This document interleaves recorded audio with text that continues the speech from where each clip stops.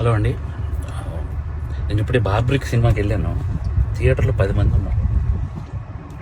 10 మంది దగ్గరికి వెళ్ళి నేను డైరెక్టర్ అని చెప్పకుండా ఒక్కొక్కరికి అడిగాను, భయ్య సినిమా ఎలా ఉందని.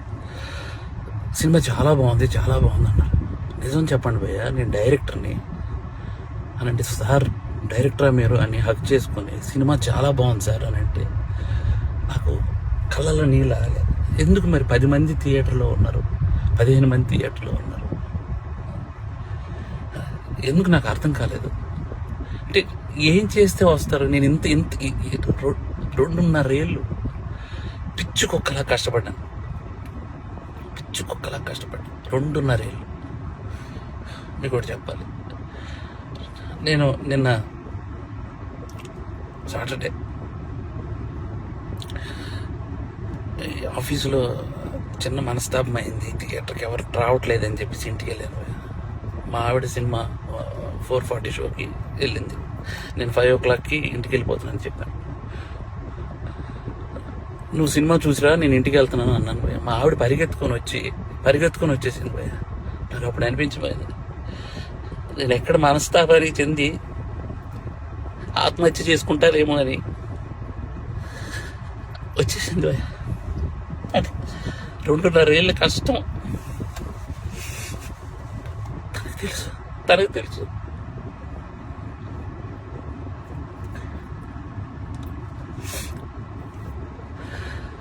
మలయాళం కంటెంట్లు, మంచి కంటెంట్లు చూస్తారు థియేటర్లో అని చెప్పి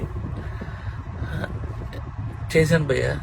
నేను కాన్ఫిడెన్స్తో ఒక మాట అన్నాను భయ్య జనాలందరికీ, సినిమా కానీ మీకు నచ్చకపోతే నా చెప్తే నేను కొట్టుకుంటా అన్నా. నా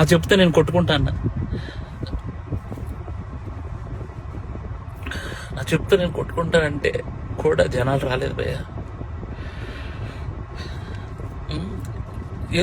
నాకు అర్థం కావట్లేదు, ఇప్పుడు జనాలు రావట్లేదు అని అంటే ఏంటి అర్థం? ఒక పని చేస్తా భయ్య, నేను ఇలా కాదు, నేను మలయాళం ఇండస్ట్రీకి డైరెక్ట్ వెళ్ళి అక్కడే సినిమా తీసుకొని ఒక తెలుగు ఆడియన్గా ప్రూవ్ చేయడానికి వస్తాను భయ్య. నేను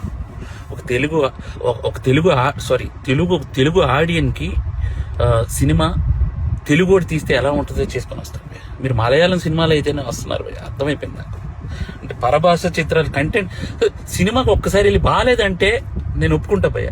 మీరు సినిమాకే రాకపోతే నేను అసలు బాగాలేదు బాగుందో నాకేం తెలుస్తుంది అసలు? నాకు ఎలా ఈ ఛాలెంజ్ నేను తీసుకున్నాను. నేను అది రిటర్న్ తీసుకొని నా చెప్పుతో నేనే కొట్టుకుంటాను. నా చెప్పుతో నేనే కొట్టుకుంటాను. చాలు భయ్యా, చాలు ఉంటా బాయ్.